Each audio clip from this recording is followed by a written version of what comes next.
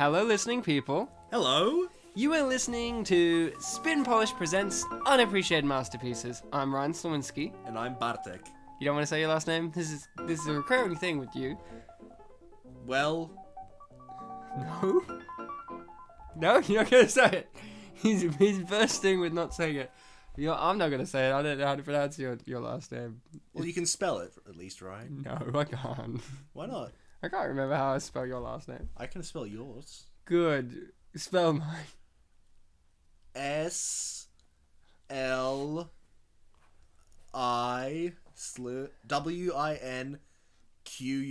Yeah, you got it. Nailed it. Perfect. So, you are listening to Spin Polish Presents Unappreciated Masterpieces, and what do we do on this show, Bartek? Well, on this show, we find movies to do commentaries on. Now, obviously, you could be like, oh, well, just any movie? Well, you can just do whatever the hell you want then. You know, just grab that one, just talk about it. But no. We have certain criteria that we need to meet. We find movies that have been left behind by history in one way or another. You know, whether they were the top dog or were always an underdog. We want to give those movies a chance to become cult classics, basically. That's right. We find movies that deserve to be appreciated more. Movies that aren't completely forgotten, but aren't completely remembered either. Bartek, what is the emotional classic that we are going to be viewing today? What is the unappreciated gem, the masterpiece of our masterpieces that we are going to be talking about in this episode? Ladies and gentlemen, in this episode, we are going to be looking at the one and only Monkeybone.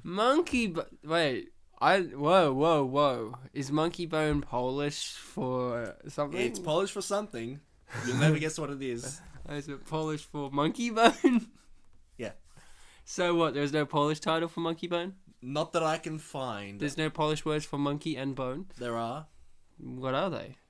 Małpa, and I think bone is Koska? Oh, isn't Małpa that a guy Koska? that hosts a gardening TV show? I don't know. You don't know enough about gardening shows. So, Monkeybone. I understood that. I guess I do not speak Polish, but at the same time I understood that. So we are looking at the 2001 cinematic classic, Monkeybone, with Brendan Fraser. And who could also never forget that it's also directed by the same person who directed The Nightmare Before Christmas and James and the Giant Peach, Henry Selick. But Bartek, we don't always do this alone. Sometimes we do, like last episode, Snow Day, you should check it out. But we need a guest. Who is the brave crusader to join us this time? The brave crusader, who I think was a knight of the Round Table at one point. Yeah, probably. Ladies and gentlemen, it's a returning guest to the show, our most common guest, in fact. Give it up for Luke Peverelle. Hello, beautiful people. It's a sunny Sunday morning, and we are happy to be here. Well, yes, we are recording this on a Sunday morning, but if you guys are listening to it not on a Sunday morning, and if it's not sunny, you're going to be completely lost. But you are happy to be here. So, Luke Peverelle, a non-Polish guest again. Mm-hmm. Brilliant. You weren't Polish last time you were on the show, and you aren't Polish this time. I'm a filthy foreign devil. You are a filthy foreign devil.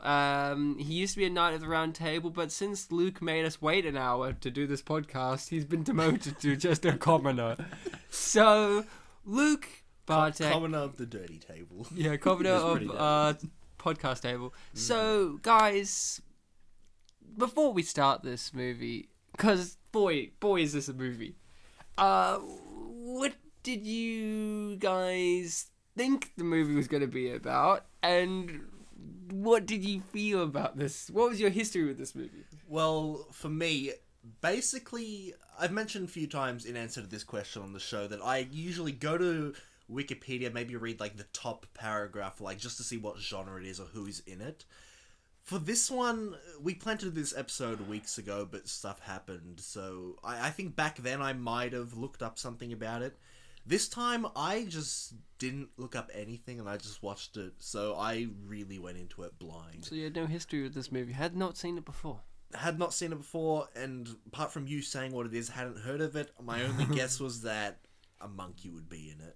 Oh, you were right about that. What about you, Luke? Do you have a history of this? Well, no, but when you told me the title of the movie, call me a dirty mofo, but my mind immediately went to, this is gonna be one of those weird 80s movies where there's a whole lot of sex going on. Well, you were wrong, but It wasn't Screwballs. it wasn't Screwballs. I'm trying to think of the My name of it, history yeah. with this movie, well, okay, I knew what the movie was about, but I had never seen it before having to do this podcast. I knew its reputation as a movie that does cause a wide amount of division.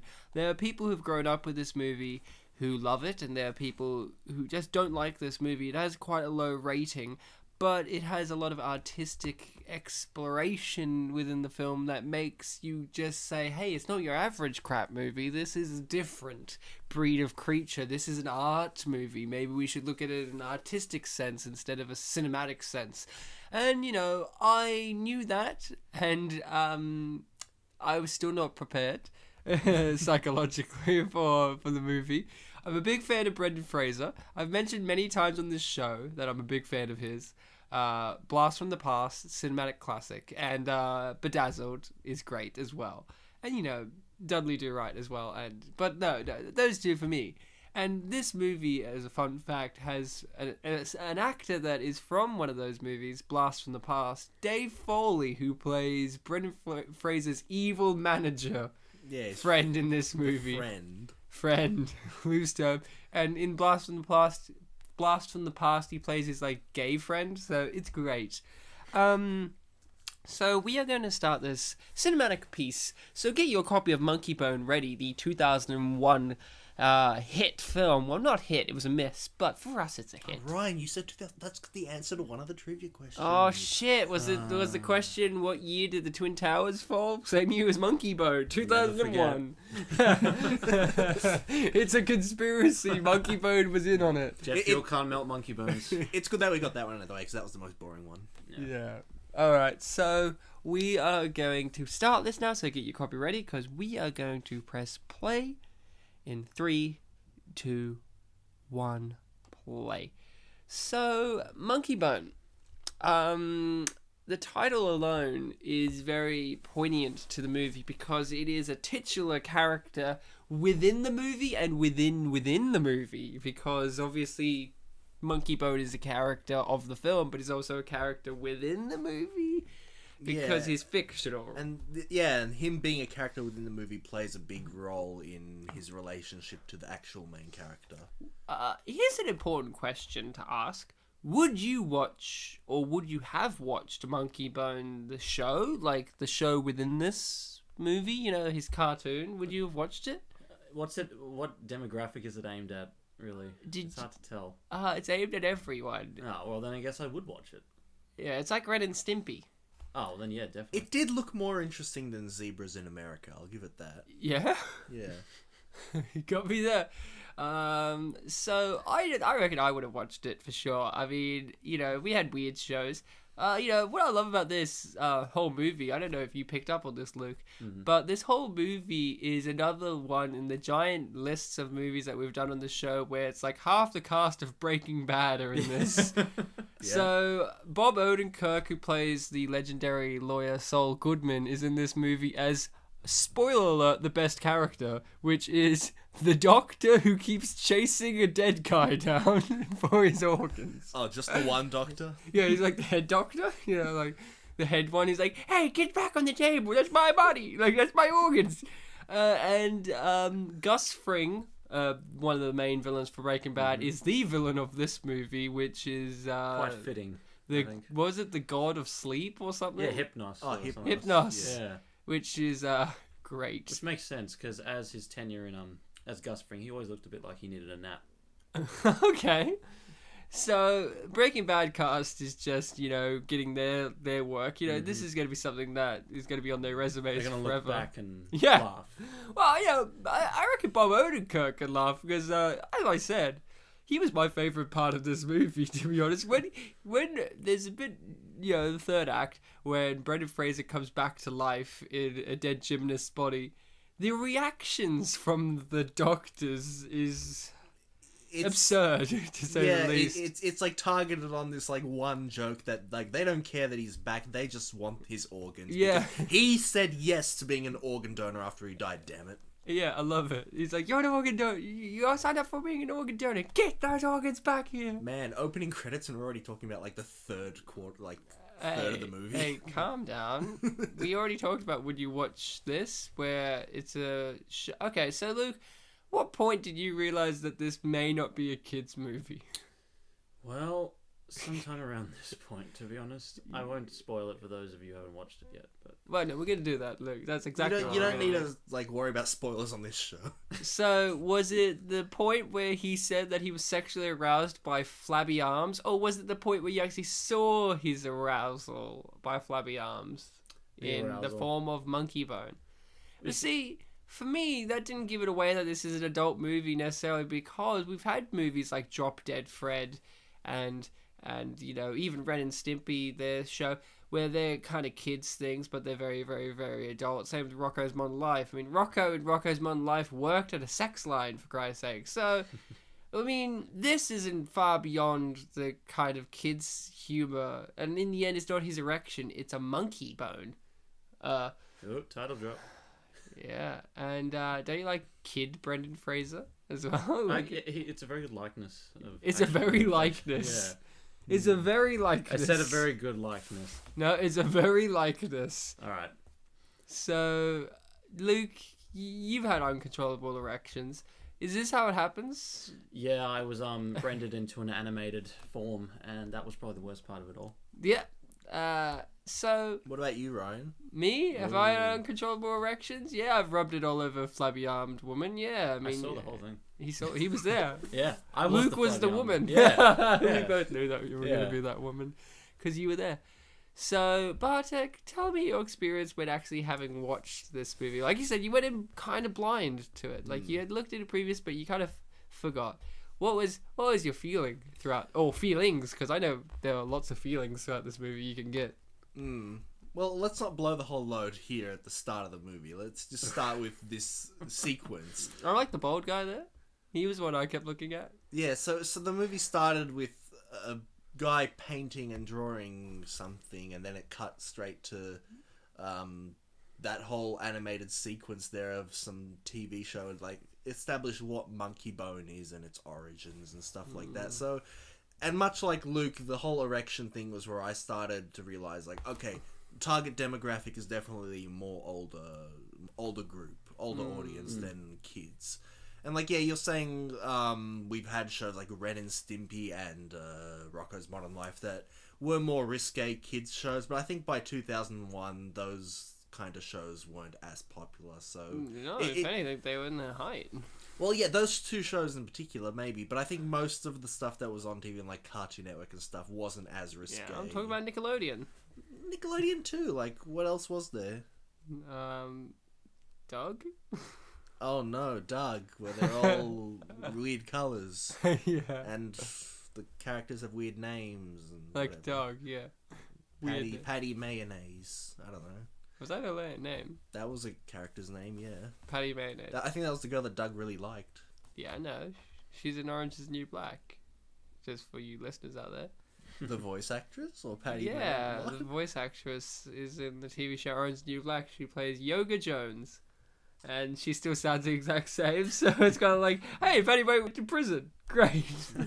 And like I mentioned, that whole sequence kind of reminded me of the Zebras in America whole cartoon from Freddy Got Fingered. So Oh, don't bring up Freddy Got dude. Fingered. I hate Freddy Got Fingered. I was just so starting much. to get over that. Yeah, Luke just got fingered himself. He's getting over Freddy getting fingered in all fairness. well, he shouldn't Freddy have come got on like this show then. Oh, Freddy- But look, that It's was a risque movie, and that connected. Like I connected the dots there, so I was like, oh, okay, this is. Yeah, you connected it when it was a Tom This Green movie- movie that wasn't an adult. It was an adult movie. Hey, look, it's Crummy the Crown. Yes. So, Luke, Brendan Fraser has a hairstyle that I imagine you would have. If I was Brendan Fraser, yes. If you were Brendan Fraser, would you have done this movie? I think so. Whether I would have immediately regretted it afterwards, that's a whole nother question. So, did you not like this movie, Luke? No, I liked it. I'm just wondering what Brendan Fraser thinks of it. Well, Brendan Fraser's done worse movies than It's this. true. He did I mean, Inkheart, I think it was. Inkheart, hey, that's a classic. Leave it alone. Okay. So I feel Oh, Herb. So Herb, I also did not realize that later on in the movie he pretends to be Herb when he's a Reaper. I forgot that. Like Brendan Fraser's like, "What's your name?" When Death is like, "What's your name, Reaper?" And he's like, "Herb." And I'm like, "Oh, yeah. I get it, because his Okay. friend's a Reaper. Get it? Because he's reaping him for what he's got." Oh, talk about getting repossessed. Repossessed is a Leslie Nielsen movie, so don't bring it up. All right. So this is the point in the movie where everything's being set up. His friend's a douche. He's not into commercialism and consumerism, and he wants to get married. But Monkeybone's gonna stop everything. Am I right, Luke? It's true. He's driving a big Now, Luke, fucking truck. how much did you know about this movie before stepping in? Were you blind completely also? Yeah. I didn't even know it existed. So Yeah. when you watched it, Mm-hmm. what did you think was gonna happen in this? Did you think, oh, it's just a movie about this this schlub of a guy who's gonna battle corporate America with his monkey bone? What I seriously was not expecting was the whole like death and gods angle. It seems really not highbrow. It just seems like not the direction they would have taken it in. This is based on a graphic novel. Yeah, but I didn't know about the graphic novel. Nor did Oh, I. is it? Yes, it's based on a graphic novel. Best casting in this movie? Who do you think is the best cast in this movie? Like, who's the best cast? I think, obviously, I said, without having seen this, I saw Whoopi Goldberg in the title of this movie. I saw Whoopi Goldberg in the title, and then they mentioned Death was in this. I'm like, oh, so please help me if she's not Death. If Whoopi Goldberg is in Death. And, there was one thing I was wrong about. I said, oh, please let Whoopi Goldberg be Death and choose a musical number. I was close. There is a musical number in this movie, but it's not from her, which is disappointing, because I would have really liked it. What do you think of Whoopi Goldberg as an actress or as a person? I don't really know her as a person, haven't really hung out much, but as an actress, Classic. yeah, she's always been really good, really charming. What's something you've liked her in? Something I've liked her in? Name some stuff, just get my head rolling. She was in Star Trek. She was in what was the Nun movie again? Sister Act. Yeah. She Sister was I saw that ages ago. she was in Lion King. She's usually in movies as herself. She was in Rat Race. Sassy black woman. Yeah, kind she of. was in Rat Race. I guess I'm not too crazy about those particular movies that she's been in, but as an actress, I just really like her performances. You know what I like about Whoopi Goldberg, and it really translates into this movie, is you say sassy. That's the thing. Yeah, I never get the vibe of sassiness from her. It is there. I said that kind of half-heartedly. But you know what I feel from her? She is just nonchalant. That's the best way to describe Yeah. Whoopi Goldberg. She's like, yeah, I've got my dreads and I've got no eyebrows. Leave me alone. Yeah, nonchalant, but not really uncaring. Yeah, nonchalant doesn't mean that you not necessarily have no care. It I just know, means I that you're know, very but just blasé. Laid She's back, very yet blasé. committed. Yes. She's like, whatever. Next stop, Land of the Death. He should have stayed on that. Yeah, that's where. And then the movie would have. Don't you love this joke, Luke? I feel like this is on the nose. It's like this is the only joke that's really obviously on the nose, Yeah. other than his name. Yeah, actually, for those who didn't realize, his name tag says Smiley. Bartek didn't realize that. Yeah, I missed that until I read Roger Ebert's review. What did Roger Ebert have to say about this? Let me guess, he was a dick about it. He was kind of tame about it, really. He mentioned that Whoopi Goldberg was kind of wasted because she didn't get to do much, but he said that there was a part that he genuinely liked, which was way later on when Brendan Fraser in the dead gymnast's body was throwing out his organs. That was so good. I thought it was going to be when Death's head explodes and she gets a new one. It's like a light bulb. Oh, just like Men in Black. Yeah, but different to Men in Yeah. Black, obviously. Who is that? Spanish show? I watched this with my household. No one was really prepared, even though I told them what it was about. And this scene just is terrifying because it's like the mixture of physical props, like makeup and animatronics, and then CGI as well, and stop motion. And cannibalism. So, were you surprised to find out this is by the guy who did Nightmare Before Christmas? No, actually. I just You nodded. sound so haunted about it. Did you just discover that now? No. Also, credit on you for using the word haunted. Good pun there. Yeah, I love puns here. Throughout this whole movie, like, I didn't realize that it was the same guy. I just kept getting that vibe throughout most of it. I've always been fond of these doors that look like couches. Fun fact: our subtitles for some reason keep using dollar signs. Yeah, I know. Well, why.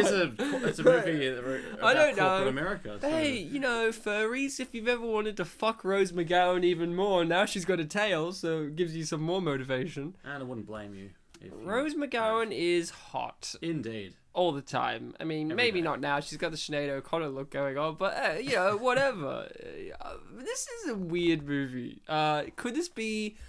Bartek, if you said to me, Ryan, this is a spiritual sequel to the film Nothing But Trouble, I would believe you, because this... Yeah. Is this a comedy? Is this a horror movie? I don't know.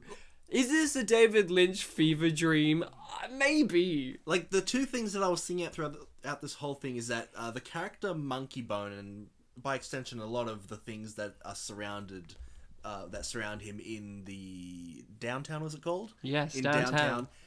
Reminded me a lot of the tone of Nothing But Trouble. Yeah, and horror. And also, like, the whole idea of, like, nightmares and all that kind of reminded me of, like, those specific worlds that Nightmare Before Christmas has established. Like, there's like Nightmare World. Yep. It's not so much a holiday, but yeah. So here we finally get to see a monkey make his ears into tits. And dressed like Marilyn Monroe. Well, yeah, I've always wanted to see a monkey Marilyn Monroe with monkey ear tits. I mean, isn't that what you've always wanted, Luke? I think it's Luke, I what- know you. That's exactly what you wanted Honestly, for I Christmas. think it's what today's movies have been missing. They need to bring it back. Oh, yep. So Rose McGowan Yet again, a lingering shot. is establishing that she's an important character, not just a side character. But what I love about her is they've just glued fishing wire to her face and said whiskers. It was a different time. I did not expect Karen from Will and Grace to pop up in this movie as the same character. Truly, it's an ensemble At cast. first, you think she's emotional, like, oh, this is sad. But throughout the whole movie, she just really wants to kill her brother. And then when he comes back to life, we never see her again. Yeah, I think it mentioned that there is a deleted scene with her, and that's it. I mean, Oh. Like, is apparently she... there are there are like two sort of significant deleted scenes that explain things. I can't remember the exact details, but like one of them explains why one of the Grim Reapers has a green stain on his Yeah, clothes. what's that about? I don't know. It didn't give us didn't give me the details. It just said that there is a deleted scene that But explains. Whoopi it. Goldberg was annoyed about it. She was like, "What is that on your?" Yeah, That's like Whoopi Goldberg impersonation. It's very good. yeah, and there was something else like when Stu gets possessed by Monkeybone, apparently he hits on her. Apparently, His sister. yeah. I would have watched that. And apparently she like smacks him or something, and that's why he's got a black eye in one scene or something. Does he? Oh wow. I don't know if that's true or not, but Continuity. I think there is something like that where his eye looks a bit damaged or he comments on it. I and- like the fact that she's already wanting to pull the plug. He's been Yeah. in it for like 4 hours, and she's like, "Let me kill him now." Let it end. All right, 3 months. I like how he just submits to her, like, oh, "Fine, whatever, leave." I can always kill someone else. Did you feel the passing of time, that 3 months? No. When he came, it's been 3 months. I'm like, fuck, he hasn't even left the bar yet. You know what I mean? I know that dreams work differently in time and all that, but If anything, he He's should have making been at that the bar martini like last. what I 3 love years is, ago. what I love is, you know, 3 months have passed, all their hair's the same length, Yeah. and he's got a beard. That's like the difference. He's got a beard.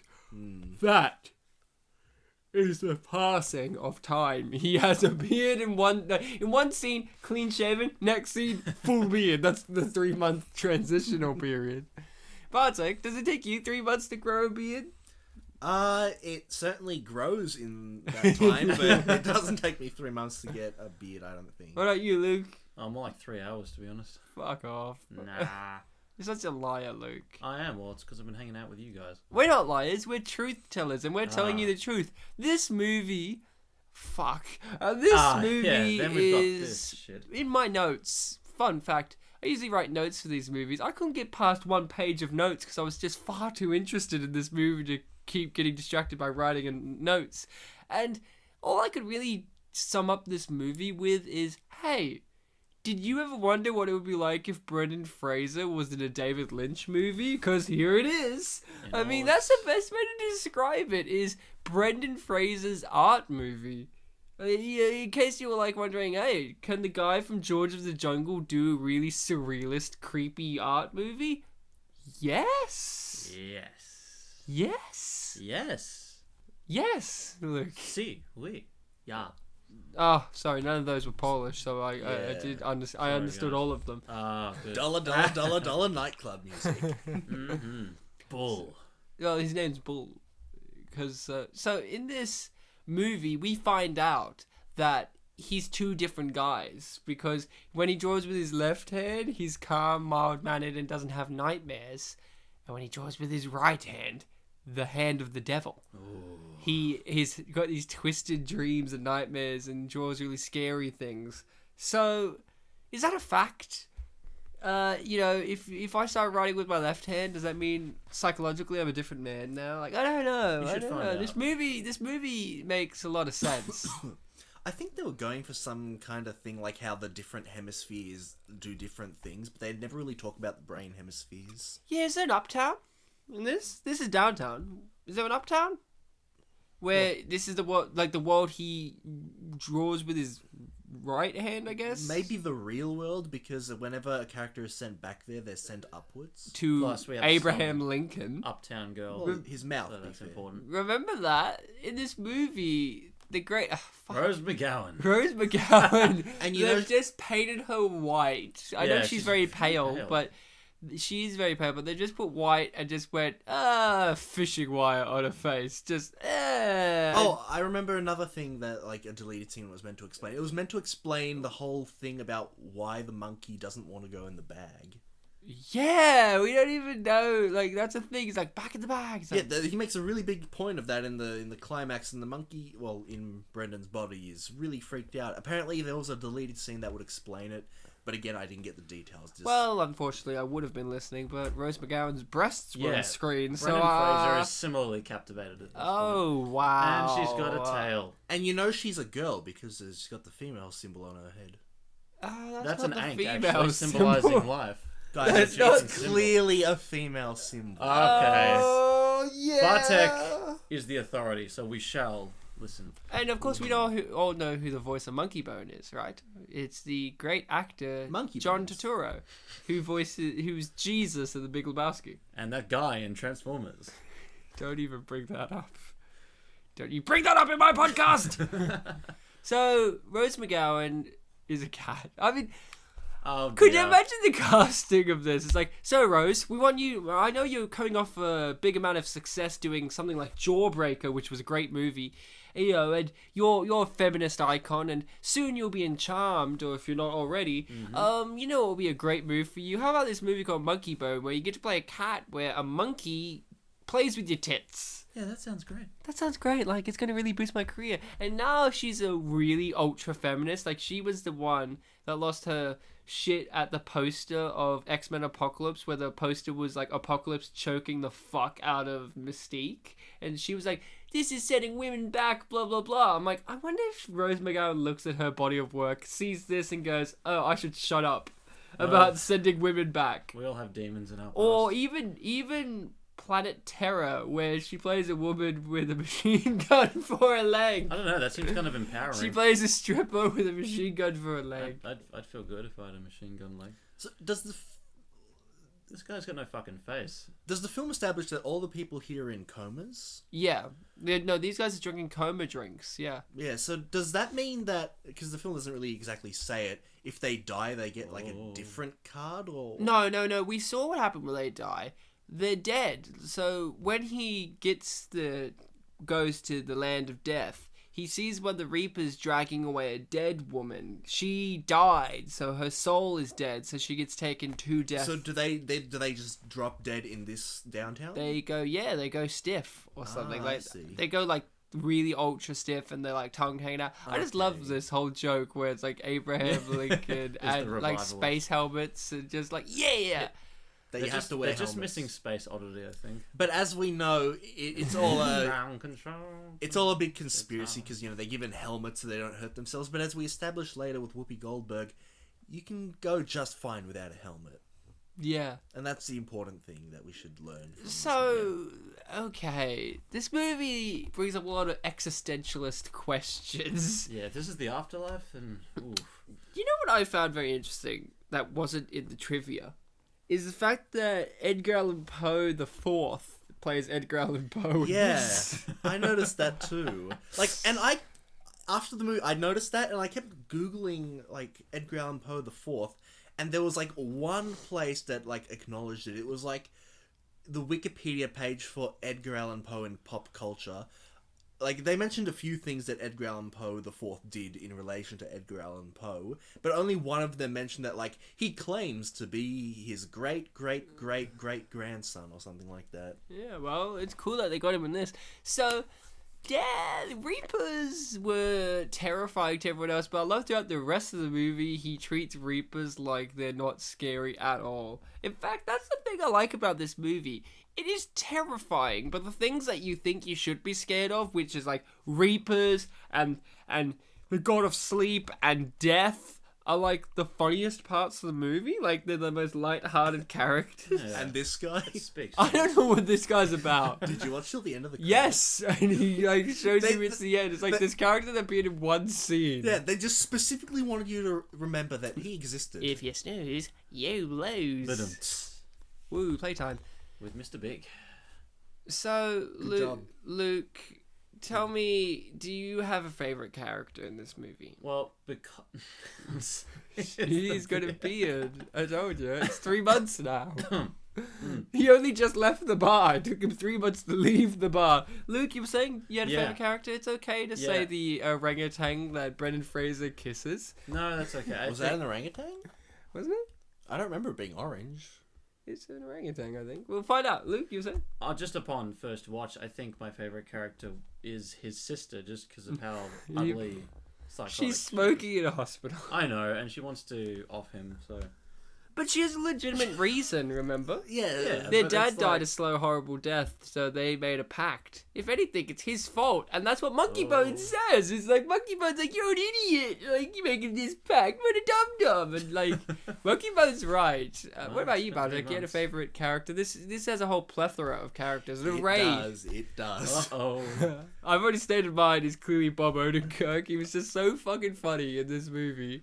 Just, the bit where the kid catches the organ in a game of football and they're like, give us that organ, and tackle this poor kid. That whole crew of surgeons really were quite a treat in this movie, but also, I mean, I guess also, what was his name, Dave Foley's character, just Yeah. at the very last thing he does, where he just looks right in the camera and really seriously tells you, take off your clothes, really got me. I love Dave Foley as an actor. He's a great comedian. He was part of the comic troupe Kids in the Hole, and he's done lots of stuff. He's been in everything. He was the voice of Flick in A Bug's Life. He's just a great guy that every time he's in something, it feels appropriate. So he was in the movie Sky High, and he was the head of the sidekicks, teacher. He was the teacher of sidekicks. I'm yeah, that seems appropriate. He seems like he'd be a sidekick. I think he was in the South Park movie as well. Yes, he was. He was in the South Park movie. Did he play the Baldwins? I can't remember. I just saw in the trivia that he was also in the South Park. I read that too, and I looked it up. He played the Baldwins. What a great tuxedo. Luke, would you wear that to your wedding? Yeah, but is my wedding in downtown? Because... No, Yeah. this is... then absolutely. No, dude, this is Wedding Town. This is her Wed dream. Town. He's watching her dream. Okay, so this is something that brings up a lot of questions, right? So is downtown... downtown's primarily all the people within it are based off of his nightmares, his dreams. Well, Interesting. I think Was there any downtown they're before? obsessed. They're obsessed with nightmares, and his are especially good. That's why Yeah, he's that's true. popular. His ones are there, but then there's other people in comas, and we don't see what their nightmares are. So what are Because they? I guess his are just really good. Oh, now this scene is great, where you ask yourself, hey, have you ever wanted to see Brendan Fraser deflate? I know I have. Absolutely. Bring it on. Bring it There's on. characters that are standing there that you've seen once in the movie, and you're like, oh, I guess they're important. Stabs. I don't know. I like this visual imagery. It is a David Lynch kind of Picasso nightmare. So, you know, this movie has a lot of things going on. Did we understand what was going on? Yeah. How long in the movie did it take you to realize what was going on? It took me a second. I realized, it's like a metaphor or something. Oh, you mean like the meaning behind these abstract things? Yeah. Yeah, well, the actual plot of what was going on. Well, no, the actual plot I understood just fine. Yeah. Which is like he's in a coma and Monkeybone steals his body Yeah. to create nightmares, but he doesn't actually do that. But he does. He succeeds. That's like the best part of the movie is they succeed and nobody stops them from winning the bad guys. Yeah, it's one of those movies that like ends when the couple reunites, rather than like showing them fix everything. Yeah, everyone gets toxic at the end of the movie. Yeah, and then as soon as Brendan Fraser comes back, he gets back with his girlfriend. They kiss, and that cuts to credits. Don't forget, you got it wrong. Brendan Fraser comes back, but first she's crying, and then the dog, which somehow made it down to the National Museum, even though it was at home, walks up and sniffs him politely, and then they kiss. Like, that was a big plot point. Yeah, but that's how the movie ended. Did you ever want to see wasp boobs? Because Yes, there's we some got 'em. wasp boobs in this movie. She's just got some wasp boobies. So, you're a big fan of Breaking Bad, Oh, Luke, yeah. as am I. Mm-hmm. How great was it to see Gus Fring in this movie painted red, except for in the black and white sequences where they've clearly not got any makeup on him? He looks a lot like Eddie Murphy right now for some reason. Yeah. I don't. If, Around the I got a bit of a Prince vibe. That too, actually. Yeah. oh, really? I Yeah. got a Will Smith vibe. We're all there you go. racists. Well, Black- all three red black guys, people look no the way. same. Yeah, hashtag not all Indians. Look at his Uh, little legs. Yeah, that's something. I didn't expect him to walk through the movie. I thought the whole gag was that since he's the god of sleep, he's always in bed. So I thought when we see him each time, it would just be him in bed. Like you know when Brendan Fraser's having his dream sequence as Monkeybone and he gets trapped in the sand trap. And, you know, he sinks in it and he's walking towards him. I thought it would be better if it's just like the bed is just being carried there. I Like he that never idea, gets yeah. out of bed because he's the god of sleep. But no, It you makes know. sense. So think of the physicality of this, right, Luke? Uh-huh. He's obviously there's a hole in the bed cut for him, So and he he's can just stick his legs in it, crouching. yeah. He's crouching, and they've got these little puppet legs. So he must have had mad calf strength. by Yeah, the end of the he's- movie. Think how much time he spent in makeup for those horns, but Uh, So Luke, have you ever had to act against a CGI creature? no, can't say I have, but I've Well, done- Bartek's here. He's a Green CGI screen. creature. Well, Are you sure? we've kind of talked about that with Luke already on the show with Scooby Doo. oh, yes. Luke, have you ever had to Scooby. act against Scooby-Doo? No, but How he about owes me Ken? $20. Why is it with Luke in movies where the characters are CGI? Kangaroo Jack, Scooby Doo, Snow Dogs. I mean, Are you trying to say I'm not real? Because like Wild Hogs with John Travolta's face. I mean, what is? Old Dogs was John Travolta's face. So here, see, this woman's died, and you know they're dragging them out. Yeah, There's that's a bit. right. There's a bit in this Goodbye. movie where someone offers to shine their shoes, and he's like, "I'll give you a good spit and polish." And I'm like, "Ah, that's us." Yeah? Yeah, I was very happy. Oh, that's good great. shout out. Hey, That should boss. be I our knew next you guys image. would be here. Yeah, I'll give you a good spit and polish. And it's like, oh, thanks. Look, this woman's dead. And you find out that Reapers are not people. They're just ghosts, lights, and they evaporate when the clothes are removed. I feel the same way. I thought it was sometimes. going to attack him. Yeah, I thought that was going to come back. And then it's just like, no, that's their weakness. Just take off their robes. It seems like they got the biggest Whoa. weakness that you could ever get, which is just hitting it Yeah. with something and taking its hood off. But so now death is going to arrive into the picture. Now, what did you think, Luke, of the portrayal of death? Death as a character and as an idea has been explored throughout all of cinema in various ways. Of course, the iconic one where death is playing chess and all that stuff. But what did you think of this idea of what death is? I liked it because, like Terry Pratchett, for those Discworld fans out there, death is portrayed as a slightly quirky but well-meaning kind of entity, whereas here it's sort of the same thing. Death isn't some faceless inexorable thing. It's But just death. Whoopi Goldberg. But death in this movie, what do you think of the physical design of death as well? Like, it's not your typical Reaper, which they have in these.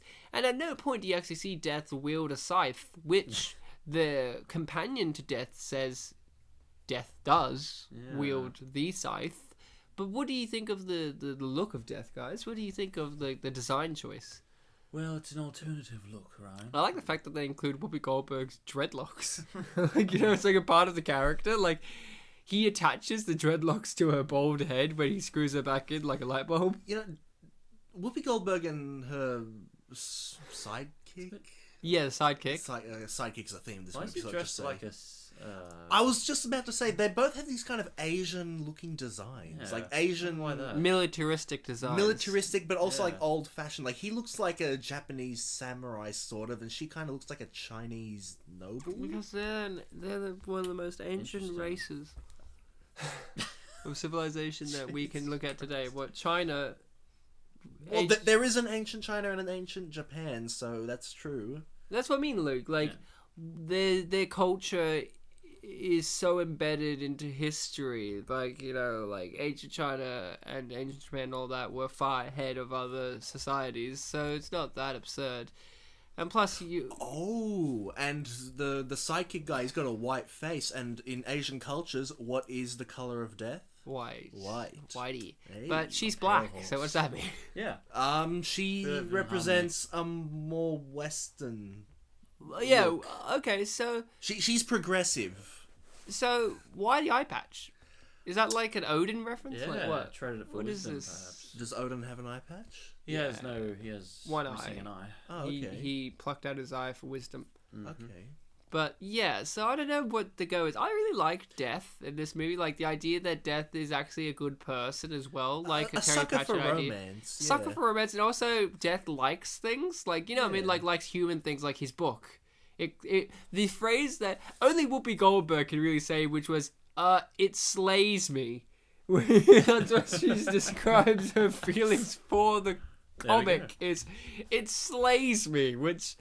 Do you think that was in the script? I don't think so. It's very modern language. So why do you think this movie isn't critically acclaimed? I mean, it's a very artistic project, like, and it's not too artistic to ward off the general mass. So I think people were too uneasy with Rose McGowan's appearance.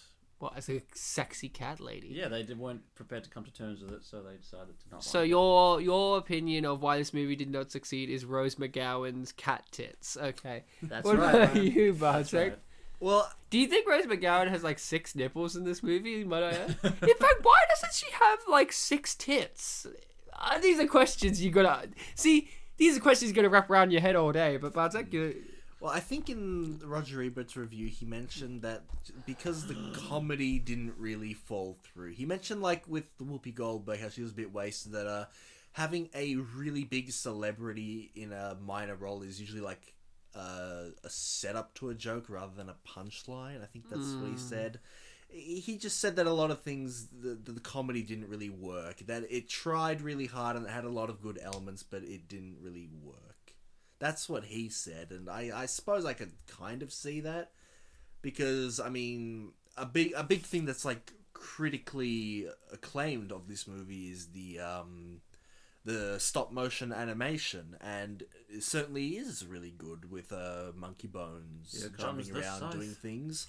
I like the fact that Monkeybone does look like he's made out of felt and stuff as well. Yeah, and the thing with that is that this movie, it's got like a kind of 2-act kind of structure. At this point, it feels like the climax of a movie. And when I looked at the timeline, I'm like, we're not even halfway through yet. And indeed, after Monkeybones gets into Brendan Fraser's body, we don't get to see as much of the stop motion. No, we don't get to see downtown as much now. Yeah. So yeah, that's something. The pace of this movie, Luke. Yeah. It was, When did you think that it was the actual end of the movie? Because I also thought, whoa, this is getting like, is this movie really short, or has Yeah, it just like, gone by really quickly? cheating death would seem to be like the final hurdle, but in this case, it's barely. Yeah, still they isn't they the just start. went there, Yeah. did something, and left. Yeah. So he's gonna go back. And now we enter the nightmare. Which He's is a carrot. pretty fucked up. Luke, do you have dreams? Oh, yeah. Do you have nightmares? Yeah. Did this provoke any nightmares after watching it? No, but it nearly did. Did you nearly? So Nearly. kinda. Well, I dreamed something about a doctor's waiting room, so, you know. Well, your parents are doctors, so maybe you just got a lot of psychological stuff going on. If anyone has a back or sporting injury, please come to None Morning Osteopathic Clinic. No, I don't get that. They're shit. So, you guys, what about you, Bartek? Do you dream? Do you remember your dreams? I don't. So this movie did not affect me. Well, you told me that you don't remember your dreams. Yeah, I don't remember mine. They're there, obviously. People dream, don't they? But I don't remember mine. Do people dream? Luke? Yes, Ryan, people dream. Do you love... But do androids dream of electric sheep? Do they? I don't know. If I meet one, I'll be sure to ask him. Alright, ask your mum then. I shall. Go and ask your mum about it. So, Monkeybone is a hero. You know, He's the monkey he's of the like, hour. I love you, Monkeybone. You're my. Did you expect the turn, guys? I did, but at the same time, I was really pissed off when it happened. Why? Because Monkeybone was a hero? Because, I don't know. Maybe I'm just a softie. You're a softie, Brendan Fraser. Bang! Well, until Monkeybone pulled out the wrench, I just didn't know where the movie was going, really. Yeah, you thought he was going to go back home and the movie would be over. Well, no, I knew that there was, like, still 45-ish minutes left to the movie, so I just couldn't figure out what would happen. Like, would they take the past from him? But then when Monkeybone pulled it out, I'm like, okay, I see where this is going. Because he did grab the wrench early on. He did, but I kind of forgot about it because he didn't use it. Yeah, but he used it for when it was But- needed. So the movie did a very clever thing. And here he goes. And It's time to go. this is when you realise that Gus Fring can walk in this movie as well. And boy, is it a great thing to see. I like there's a size just for him. Foreshadowing, there's the monkey guard. And there are the Gus Fring The legs. monkey guard? Sorry, mouse guard. Yeah. Which, might I add, fucking hell, when that ending for the mouse guard happened, I'm like, yes, yes, yes. I've always wanted to see Rose McGowan kill a mouse that looked like Danny DeVito. That's the thing. This movie was really missing Danny DeVito. Yeah, oh God. This movie would have been a 5-star movie for Roger Ebert if Danny DeVito played mouse guard. But he didn't. Or his sister. Can you imagine Danny DeVito as his sister? Where it's like, pull the plug! Oh, why is that so funny? Because Danny DeVito's a funny guy. It's true. And He's back. at Sort what of. point would you realise that he's not the same dude? Like, by that do you mean like he's not himself, or that he's a monkey? Both. Well, one or the first other, probably Ryan. quicker than the other. No, both. Both. Probably the former You quicker answer than the latter. first one, he answers the latter. Which one was the first one? I don't know, what, Luke? I think it would take longer for me to realise he's a monkey than he's not being himself. Yeah? Yeah? What would tip you off to the idea that he was Monkeybone? Would it be a decomposing athlete saying, "Hey Doc, it's Monkeybone"? Is that enough? Well, that's basically That might how do it. she What happens? realizes. Oh yeah, she was also another kind of thing that Roger Ebert didn't really like about this movie, because most of the movie she wasn't funny, she was just really worried. Oh yeah, because it's a realistic situation. Her boyfriend's just in a coma. You know what's really funny about this? I love his hairstyle choice when he becomes Monkeybone. Like, what point did he get a haircut? When he got out of the hospital? The first Like, thing they did. He woke up from a coma that was more than 3 months, so he had severe brain damage. Yeah. Well, At what point did they let him go home? But also, at what point would they like, okay, a haircut is what you need right now? Probably at the same time when he shaved. Yeah. Who shaved him? The nurses? He did? Oh, how nice. Rowan's barbershop? I don't know. You think They that's do something great that would cuts. happen when he got home, yeah? They would let him go Oh. home and he would shave. And this That's is the nice. scene in which Well, my the cake heart broke. The cake Because had he to be says, made at some point. you know, can you imagine how many times he had to eat cake? Poor Brendan, the things we do. Poor Brendan, I cry for thee. Yeah. I And thought you'd be more sad for the person who makes the cake. It's like, well, they screwed up. Got to make another really nice cake. Maybe they just made them all at once and then lined them up. Like sacrifice. Maybe they're not even cakes. they're wax. He's And eating. he's eating wax. Maybe they're just CGI. No, I was gonna say it's claymation. Oh, so it's clay. They forgot the mation. They just got the clay. It's a clake. Clay. Get out, Luke. That little cake goatee is really starting to freak me out. Is it your favorite hairstyle choice? I mean, Oh, facial. don't get me started on the fucking sideburns. Can we so- get you started, please? I don't want to. Come on, Luke. Let me hear something from you. They're just so. Look at the fucking lines on them. They're so angled and just. Yeah, well, Monkey. articulated. Did you not know that Monkeybone, a chaotic monkey cartoon, is really good at shaving? And this is when we discover that monkeys can be seen by dogs.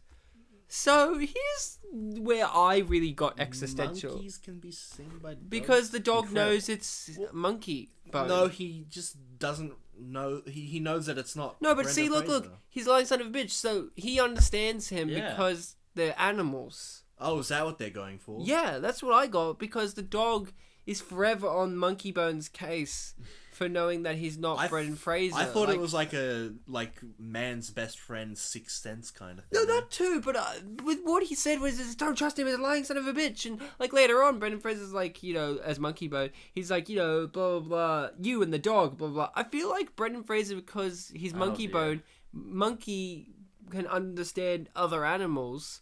I feel like he and the dog understand each other. That's what I got from it. What about you, Luke? Did you get that? Or were you more like me, that it was like a sixth sense of man's best friend? Well, like, I've read stuff like old fairy tales, like cats can see evil and birds can sense it, so I figured dogs can do it. Okay. What did you think? Did you think it was a Sixth Sense thing, or did you think that the dog knew it was monkey? Like, basically, why do you think the dog was barking at him? No, I'm gonna go with the old, the old horror movie trope where the dogs think something is off.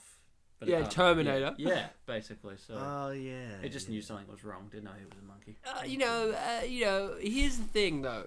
Here's a question. Is Monkeybone now Brendan Fraser, or is it just his psyche is Monkeybone? Like, because he physically changes as well. Like, he's acting more like physically like a monkey, or is that just because his psyche's like a monkey? If Monkeybone got her pregnant, would she have Monkeybone kids? That's the question I've got to ask. Like, Well, it not depends if the semen changes. not half monkey, half person, but like spirit. Like, this movie's dealing in the supernatural. You mean like if the children would act like monkeys? Yeah, would sort they of. be monkey bonus? Yeah. Can I just say, seeing Brendan Fraser play Dance like a monkey.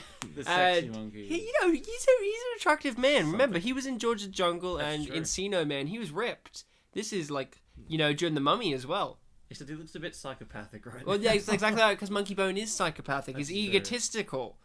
If it He's wa- doing this for himself, not for her. If it wasn't for the fact that later in the movie, actual Stu goes into the body of that dead gymnast, you could make a case that, like, all of that whole nightmare world downtown was in his head. But it's not. But it's not, because he gets into a dead guy's body. And here's a question.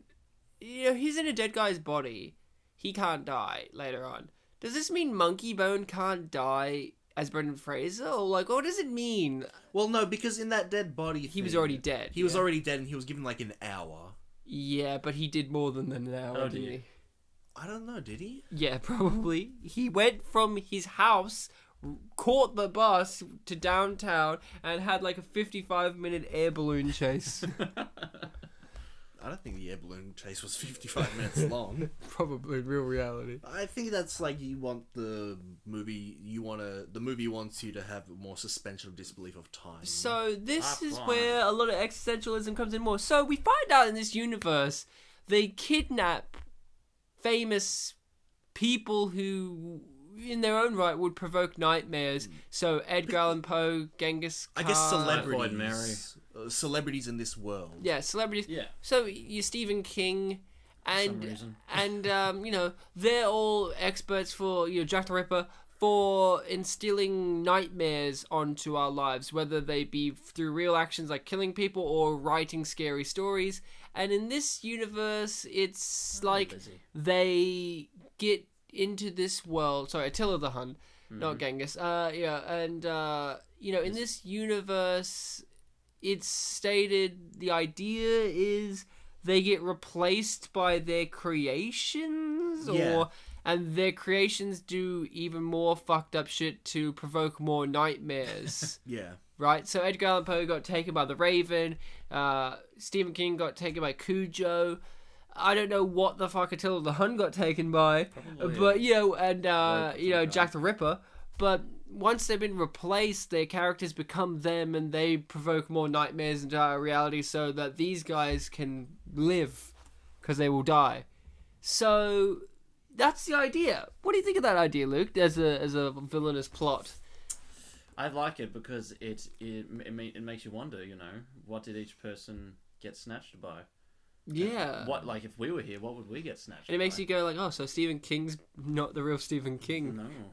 Yeah, which is funny because he's played by a lookalike because he was busy. Yes. So with that, that's also where the satire comes in with the whole idea of the creation revolting against you. Yes, that's true. Oh boy. So in this movie, in this world, Monkeybone is out there, and since he's so egotistical and insane, he doesn't actually do the nightmare stuff more. He's more about getting money, because for some reason money matters to him. I don't know why necessarily. I guess it's just that ego thing. It's more about becoming famous than money, but money's Yeah, he wants a byproduct. religion. With him And at the then center. Monkey United Empire of Monkeybonia. A god am I. Yeah, I love Brendan. I love his friend how he's just exploiting him, and she's like, "You're exploiting him. You're his friend." He's like, yeah, I'm not exploiting him."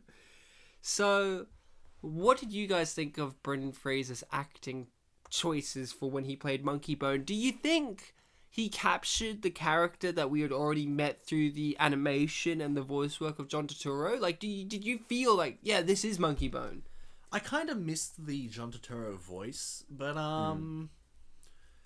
I don't know. For me, it took me a little while to believe that this guy... Like, I don't know. I didn't buy it straight away. He wasn't as animated, yeah. But no, he was animated in a different sort of way for me. Like, I never got this much evil from Monkeybone before.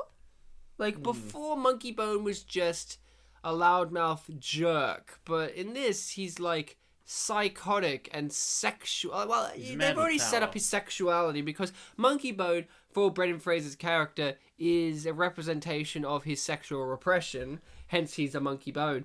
But, like, yeah, I don't know. I feel like we could have used some more Monkeybone. Like, here's the thing. I think we needed more of Monkeybone before he did this for me to go, oh, yes. Yeah, you're talking about the period between where he hit him with the wrench and when he was launched into Abraham Lincoln's mouth. Yes. We need more of that. We need his motivations. To understand more of his actual... Not even his motivation, just his character. Yeah, to understand his character. That period where he was still Monkeybone, but not, like... His facade was over. Yeah, because for what we got until he betrayed him, he seemed like an annoying but loyal companion. This is kind of like when we did Oz the Great and Powerful, and we talked about if Mila Kunis was actually evil, and we said we needed to see a scene with Glinda the Good Witch talking to her to see like what's going on there. Yeah. It's like these kind of movies, they just need that one kind of scene or interaction. This movie needed to be longer. It's true. We needed to expand on the characterization.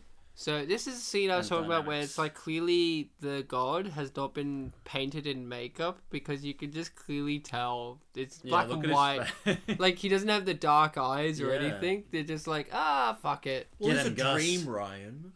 No, this isn't a dream. Like, this is a dream, but for him, this is reality. That's more or less how he dealt with Jesse Pinkman. So, did he bleed because he got hit, or was it because he fell on the ground? Probably because he fell. Was it a metaphysical injury? No, but because the way Monkeybone reacted just then, it seemed like, oh shit, that transferred. Because he also physically moved as well. I just took that as a thing of like Monkeybone's wacky, and he just kind of went with it. I just love how he surpasses this one guy by just closing the door not quietly and doing that not quietly, and then he does this little dance basically where it's like, yep, that sorted that problem. I thought this monkey that we're about to see was an orangutan. I guess it is kind of dark. Yeah. But don't orangutans have a certain look about them? Here's the thing though, Luke. Yeah. Someone said to Brendan Fraser, right, when we're gonna do a movie. It's about a guy who creates a creature. He goes to a dream, and the creature takes over his body, and eventually, there's gonna be a big climax where you're throwing your organs at children, but you have to kiss a monkey in the movie. And he's like, whoa, hold back, kiss a monkey, sold. You know what? He was probably if he wasn't sold, he was probably thinking to himself, the monkey is just animated. Because it's a true fact. But he just didn't consider the fact that there was actually going to be a real monkey in the movie. It's an orangutan, yeah? It might be. I guess it is dark, but I don't know. It looks orange. I don't know. Loving you. You must be talking to a CGI monkey. No, it's a real monkey. Really? Look, and they kiss. Oh. And that's when... that's when he got AIDS. Good on Because, that's how it happens. Well, sexually It's transmitted amazing how diseases... quickly your career can fall. STDs, after they a simple transfer monkey kiss. through kissing. Kissing? Yeah. The Polish Is that what they call kissing? it in Poland? No. No, that's what Bartek calls it. In Bartek. I thought that transition was a really great one, actually, where he grabbed it and it spins. I like that as See, well. in this movie, you gotta consider it's directed by someone who's done stop motion animation movies before this, and I feel like the techniques of animation in this movie, which is all pretty much live action, it is a live action movie with CG and stop motion inserted into it. I feel like it's very great that the director Henry Selick can manage to transfer his understanding and skills of animation into a live action movie, because that doesn't always work, but that kind of transition that we just saw would be something you would see and it would be seamless. We wouldn't even question it in an animated movie, but when we see it in a live action movie, it seems really flashy and really kind of woo, like you don't get that as much. So I really commend that Henry Selick can work in more than just one area of expertise. Like, he can do live action movies like this. This movie could have been easily done as an animated movie, but I appreciate that, it is a physical, like a live action piece of work. So, now that we're partway through the movie, when you guys watch this movie, not having seen it before, not having known much about it, what was your general feeling when having had watched it? Like, what was it? I was still getting over the monkey kiss at one point. Not the cat tits? No, well, for anyone who's seen Devil's Carnival, it's very much like that in Downtown. Everything is surreal and creeping horror, but eventually you get used to it. With me, I was really starting to see the comparisons with Nothing But Trouble at this point. Yeah. Where, now that Monkeybone is in a actual live action body, you can get more of that kind of out of this world JP kind of character. Yeah, that's true. I love the early 2000s. Look at this style of clothing and hair and the meal. Oh dear. A pig gut. Not again. Rat gut. Remember earlier it was rat gut. No, it was a pig. That's practically pork. It's like, oh, that makes it better. Yeah. So now, Luke, if you were Brendan Fraser, oh dear, would you sell out to the man? It depends. How much am I getting from the man? More than... What do I stand to lose? More than McDonald's. Yeah, that's what I was going to say. Right, well, yeah, I think I would, just to spite McDonald's. Well, no, but you're not like Brendan Fraser, the real Brendan Fraser in this movie, where he's like, no, I don't want to sell out my artistic vision. You would. That's okay. Your sidekick has taken over your body. Oh, well, who's my sidekick? Is it Ryan? No, you're my sidekick. What's something If you create? say so. Luke, you're an actor. What's a character you've created? This dinosaur I had when I was a kid. No, his one would be like his mother. My mother is my sidekick. And he dresses up as her and kills people in the hotel that they own, and dumps their bodies in the swamp. So basically, I'm just wearing tracky pants. He wouldn't even kill a fly. Jacket. Brian, are you talking about Sideshow? Sideshow? Sideshow. Yes, I'm talking about Sideshow. I thought you said Sideshow. No, Sideshow. That one with Norman Bowles. The Alfred Hitchcock film. It's Coke. No, it's cock. If you say so. Yeah, the hotel is the Battus Hotel. Yes. So this is the elaborate toy that these guys have made, which is a fart toy. Yeah. Which you gotta wonder, like, how Would long they work? How long would it be full? Like, you'd be like, "Hey guys, come over. I played this And thing like 50 what do you fill it times." up with? Yeah, like, do you refill it or? I love this. Get your asses on the table. Now, I really would have liked to see them rub their asses together. That probably would have increased. What's the rating for this film? I don't know. A lot. No. High 10. Even higher. I would think 10 out of 10. I mean, Spoiler alert. One of the reviews actually gives... No, wait. One of the reviews I read did give an interesting rating, but I don't know if I included it. But one of them was just like, I give this 10 fezzes out of 10. And I'm like, why? Oh, because Monkeybones wears a fez. That's Oh, enough. yeah. That's enough. Like, that's What? enough of a Oh, rating. right. Like it's like if I was just like, yeah, 20 horns out of 20 horns because the guy has horns. Like, it's not like a major thing brought up. I'm sure. It's not as good as a cool out of yes. So this is another Breaking Bad moment. It's like, what happens if Brendan Fraser was in Breaking Bad? It's like, respect the chemistry. He's just like injecting Monkeybone. the turkey. We have to cook. Monkeybone, we have to cook. Yeah, Mr. Miley, science. Should I quote? And Break- Bob Odenkirk Right. still fucking Saul, and Gus is still Gus. He's yeah. still working in the mail room. Should I part-time. quote Breaking Bad too? Just to be Yeah. with you. Eat the drugs, boy. That's not it. Yeah, it is. No. Jesse said that in episode 2. Remember when he Go on. surprise motherfucker. You got me? I don't remember that It's part. from Dexter. That'd be why. Well, Haven't seen. I remember when Dexter said, Yeah. surprise, motherfucker. I haven't seen Dexter either. Have you seen any kids' entertainment? I mean, Breaking Bad's kids' entertainment, but like, have you seen any kids' entertainment? Like, Yes, I have seen kids. wait a Entertainment, moment. Ryan. Have you been a He kid, Bartek? paralyzed the dog, and here we Oh, have a nightmare no. where cats are cutting off things. This is Which they probably Fuck. would if they had the. so ability. the dog's nightmare is cats cutting off his dick and wanting to shoot him. This is a great I like dream. that cat because its head Oh. was just moving. Yeah, I liked it. It was very. His eerie. balls. No. No, his balls. And they're all laughing like, oh, dog's dream. Well, Hypnos Aw. isn't laughing. That stinking monkey. He's getting ang- a body and he sends us dogs. He's angry. I like how he gets less and less makeup throughout this movie. I think it wears off the more angry he gets. Look, he's bleeding. Why? Let's think about. Oh, that's pussy hair. That's cats. hair. That's hair. I thought, Oh, it was like, I thought that was blood. I did too, actually, when you mentioned So- So Gus Fring had sex with a cat. Well, who hasn't had sex with Rose McGowan? That's like the big question. The big question that we all ask ourselves late at night, which was, who's the hottest one in Charmed? I used to think it was Alyssa Milano, but Right. then I realized Rose McGowan exists, so Rose McGowan. I mean, she has Who- cat tits. Who was the third one? Piper. Piper. That's right. She was in Dr. Giggles, the cinematic classic. He's an orangutan, yes. yeah? Bartek's like, I'm not a monkey expert, Ryan. So was the monkey there? Yeah, it was in the background scratching its armpits when he's like, it's replaced with grape juice, which means, might I add, he had to taste that to find out if that What color was that monkey? orange. Oh, that was monkey bones. Fuck.